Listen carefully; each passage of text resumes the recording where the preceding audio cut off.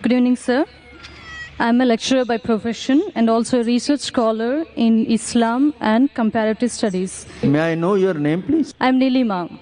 I respect your great enlightenment, sir, but I have a small qualification to be made. Let us go back to the Bhavishya Purana, Part 3, Khan 3, Adhyay 3, and Slokas 5 to 8. Before going to this, I would just like to mention that maybe you already know, because every prophet who comes in the name of God will fulfill the prophecy which is made for him. So any prophet who fulfills 50% of that prophecy is not qualified to be a prophet. I mean, this is a simple logical thing. So now coming back to the Bhavishya Purana, you talked about the Malaysia leader saying that he is none other than Muhammad. Okay, now I accept the first half of the thing, of the sloka you said, but the second 50% which is still ignored.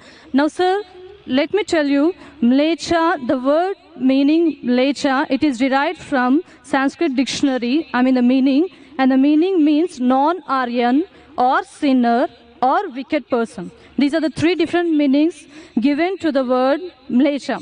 So according to this, can Muhammad be a sinner or a wicked person? The second part is, the second condition of the prophecy is that he will belong to Marusthal, and in Sanskrit, land of death, because Maru, it is derived from Sanskrit, Mru. Mru is death. And definitely it does not quoting to the land of Arabia, because it is a barren land or it is a battlefield. And next, coming to the third point of it, this prophecy also mentions that Malaysia leader will take bath in Panchagavya and in river Ganges. And it is a common truth. We know that Ganges means Ganga river, and we all know that Ganga is not in Arabia, but it is in India. It is a universal fact. And coming to the taking bath in Panchagavya, the meaning of Panchagavya is 5 products of cow.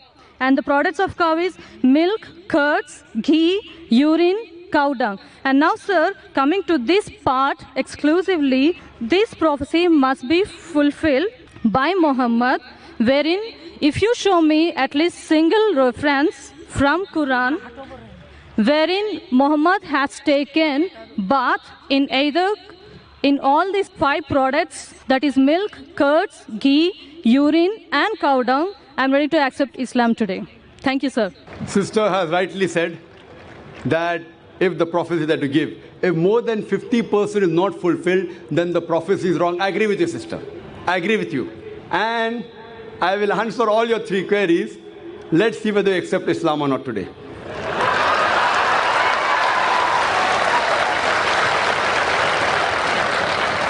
That's a different thing, that you may not agree with the truth. I will speak to you. I agree with you. Malaysia, I agree with you, all your 3 definitions. Malaysia, one of the meaning is non-Aryan, meaning a foreigner. One of the meaning is sinner, one is a wicked person. That's the reason, like the Hindus, they call the Muslims as Malaysia. When they say that, they mean actually wicked and sinner. But the other meaning is also foreigner.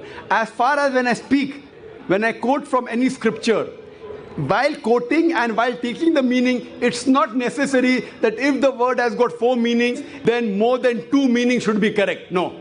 Even if one is correct, the meaning is right. For example, the Quran says that don't have pig. Today, if you open the dictionary, one of the slang meanings for pig is a cop, means a policeman.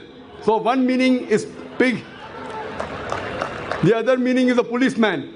But naturally, the Quran and the Bible, when the Bible says in the book of Leviticus, chapter number 11, verse number 7 and 8, in the book of Deuteronomy, chapter number 14, verse number 8, and the book of Isaiah, chapter number 65, verse number 2 and 5, when it says don't have pig, it doesn't mean don't have a policeman.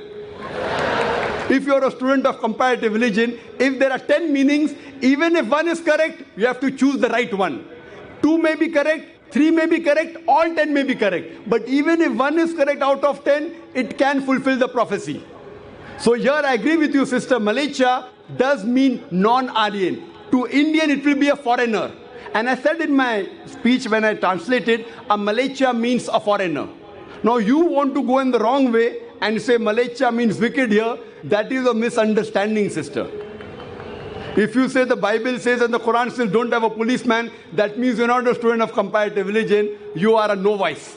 If any one of the meanings fulfill the prophecy, one more thing, if there's a doubt, there are 10 points I mentioned, all the others can't be refuted. Your second meaning, marustal. One of the marustal I do agree, mar means death, but the other meaning of marustal in Sanskrit is a sandy track. You go back to the dictionary today and open. In our Islamic Research Foundation, we have a Sanskrit dictionary also, sister. I am a student of comparative religion. I do agree, one is a place of death, the other is a sandy track. So why are you taking the wrong meaning?